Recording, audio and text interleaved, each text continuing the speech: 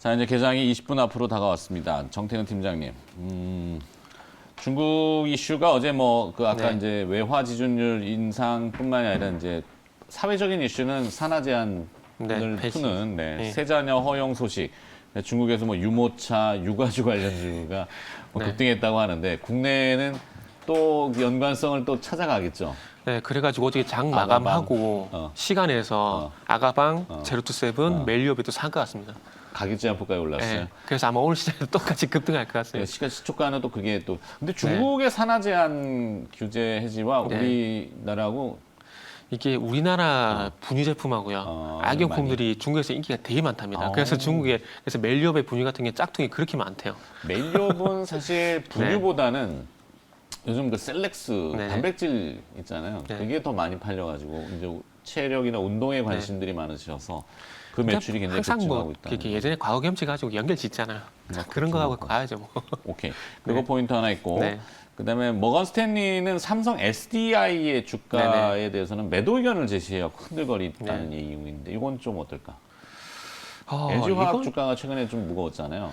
LG 에너지 솔루션이 이제 신규 상장을 하기 때문에 뭐 구주에 대한 메리트는 떨어진다. 뭐 이런 것도 있고. 그러니까 2차 전지 배터리 쪽은 조금 지금 좀 부정적 볼 것 같아요. 왜냐하면은 저는 개인적으로 언제부터 보고 있냐면 그 폭스바겐 이슈 있었지 않습니까? 그때 내재화한다는 얘기 나온 뒤부터 그때부터는 저는 한국 배터리였던 그 투자 심리 될까요? 네. 이번 전 꺾였다고 지금 생각을 하고 있거든요. 지금 간단하게 말씀드리면은 한국 배터리 업체의 돌파구는 미국밖에 없습니다. 미국에서 지금 어쨌든 생산에 나서게 되면서 이 부분 채용한다는 얘기가 있어야 되지. 그 얘기 없다라면은 지금 유럽 쪽에서 조금은 좀 심한 표현을 쓰자면 좀 나가리가 된 상황이고 중국에서도 지금 쉽지 않은 상황이거든요. 그리고 지금 중국에서는 그리고 최근에 테슬라가 중국에서만 이제 생산하고 있는 탄산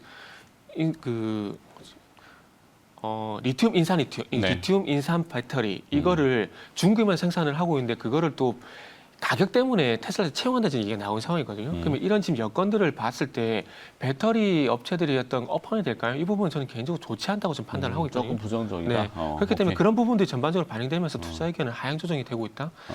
이렇게 연결고리를 보는 게 맞을 것 같습니다. 저는. 제가 이제 애드립으로 자꾸 질문을 하니까 지금 자막이 못 따라와가지고 원래는 이렇게 준비하라 자막이 있는데 그러게요. 죄송해요. 또 애드립으로 갑시다. 특징주 네. 두산중공업이 강하잖아요. 네네. 소형 스마트 원전. 네네. 이건 조금 더 10거래일 연속 상승했다고. 그러니까 이게 이렇게 가면 안 되는데 최근에 종목들 특징이 이렇게 가는 게 특징 뭐 가능 네. 주가가 오를 때는 네네. 뭐 따라오지 못하게 네네. 이렇게 하잖아요. 그죠? 근데 이거 이유를 어. 제가 말씀을 드리면 그 예전에 UAE 바라카 원전을 한번 예를 들게 되면 네. 그때 수주 받았을 때는 설계를 한국전력이 했고요. 시공을 어디서 했냐면은 삼성물산 현대건설이 했고 거기에 들어가는 원자로 핵심 기술은 두산중공업이 했고요. 네. 그리고 거기에 대한 유지 보수 관리는 한수원이 하고 있는데 지금 중국에서 글로벌 공동 수출한다고 얘기하고 있지 않습니까? 그랬을 경우에 지금 설계, 시공, 유지 보수 관리는 미국 쪽이 다 가져가요. 네. 근데 그럼에도 불구하고 한 가지 딱 그 우리가 잡을 수 있는 게 두산중공업이 원전 관련해서 핵심 기자재는 두산중공업이 납품을 하거든요. 그래서 아마 제가 볼 때는 이 이유 때문에 두산중공업만 좀 강하게 하는 것이 아닌가라는 생각이 들고 있고요. 근데 그럼에도 불구하고 지금 계속해서 쉬지 않고 간다라는 건 최근에 어떤 그 가파르게 상승한 종목들 좀 트렌드라고 좀 봐야 될 것 같아요. 가는 놈만 계속 그냥 가는 그런 현상이 있지 않습니까? 네. 그러니까 최근에 아시겠지만 하나투어도 마찬가지, 하나투어도 계속 가파르게 가고 있고 최근에 뭐 참전 여행도 마찬가지고요. 종목들이 시장에서 그때 막 여행주 네. 뭐 이렇게 갖고 테마라든지 이런 부분 엮어가지고 하루가 급등하는 다르겠죠. 현상, 그런 현상을 봐야 될 것 같아요. 그래서 여기 좀 씻고 나면은 저는 개인적으로 두산중공업은 이제는 장기적으로 봤을 때는 상승으로 전환될 가능성이 높다고 판단이 들거든요. 그래서 지금 추격 매수 하시지 마시고 조금은 이 상승하는 게 조금 애가 탈 수도 있습니다. 네. 애가 탈 수도 있어요. 이걸 잘 참으셔야 돼요. 잘 참으셔가지고 이건 솔직히 좀 저는 좀 조정을 기다렸으면 좋겠다는 말씀을 드리고 싶고 제가 생각하는 기준에서 두산중공업의 매수 타이밍이 다시 오게 된다라면 그게 한 달 뒤든 두 달 뒤든 꼭 그때 가서 말씀을 드리겠습니다. 오케이. 네. 그러니까 지금 시세가 가는 시체 말로 이제 네네. 가는 것만 간다. 네네. 뭐 주마가편이라고 그렇죠. 표현도 하지만 그렇다고 이제 막 강한 그 시세를 올라탈 거냐, 네. 추종할 거냐, 추격할 거냐 이거는 네, 조금 저는 안 해요. 아니에요. 지금은 아닌 것 같습니다. 엔터테인먼트도 막 지금 강했잖아요. 그렇죠.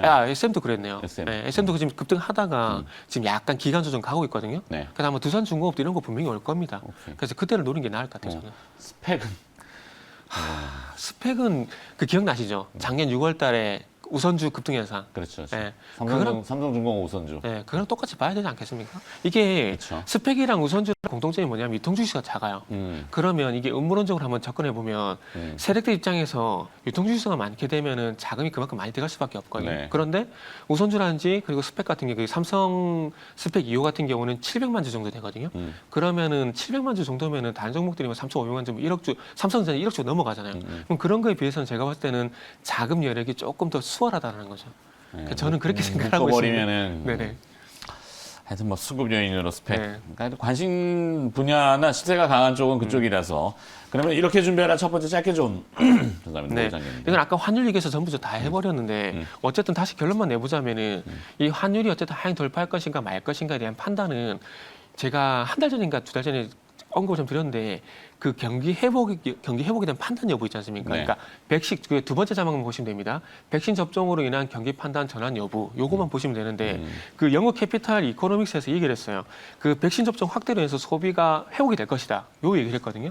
그런데 지금 미국과 지금 일본, 우리나라가 어떤 그 주가였던 그 온도차가 나는 이유가 저는 결국 백신 접종이라고 보고 있습니다. 그러면 이 백신 접종이 확대가 되게 된다라면은 우리나라도 외국인 투자자 입장에서는 매력적인 시장이 될 가능성이 상당히 높고 그렇게 된다라면은 매수가 들어오게 되면서 환율을 하락하게 되고 이 환율 하락으로 해서 또 매수가 들어오는 그런 긍정적인 영향이 좀 나오지 않을까 좀 생각을 하고 있습니다. 그래서 일단은 개인적으로 삼성전자가 될지 포스가 될지 뭐 현대차 될지 모르겠지만 거기에 대한 판단이 좀 안 쓰다 보니까 확실하게 시장이 상승하면 확실하게 가는 건 지수잖아요. 네. 그러면 지수에 투자할 수 있는 지수 ETF 쪽으로 일단은 강력하게 좀 말씀을 드리도록 하겠습니다. 좋습니다.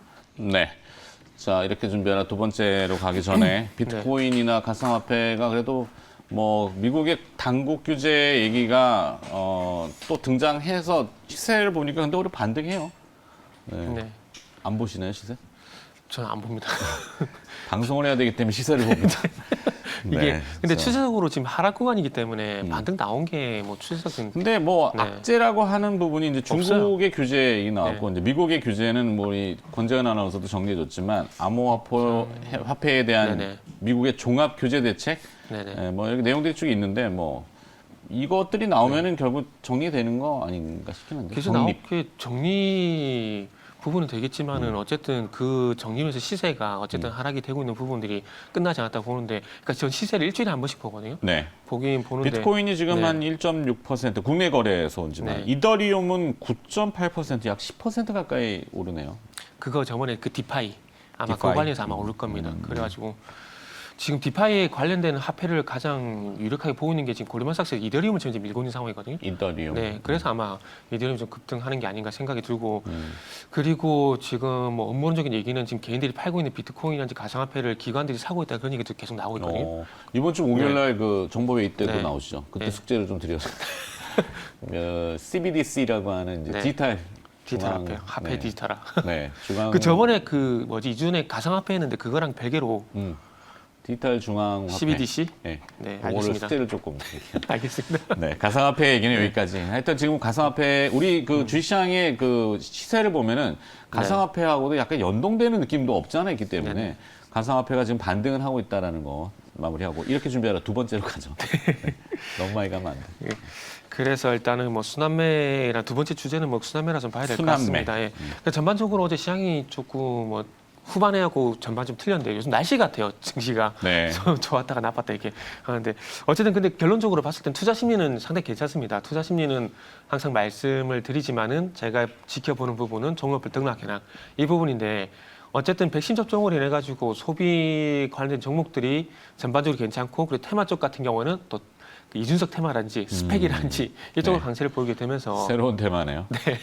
보이게 되면서 전반적으로 이 종목들 심리는 괜찮은 상황입니다. 그래서 개인적으로 일단 여행이라든지 화장품이라든지 소비 관련된 종목들 이런 부분들 좀 보시면 좋을 것 같고요. 그리고 개인적으로 그 지금 현재 영화 관련주들 그러니까 실내에서 활동을 할 수 있는 영화관 관련주 강세를 보이는데 그 조금 우스갯소리를 하자면은 유흥 테마 있지 않습니까? 클럽 네. 테마라든지 노래방 테마 어.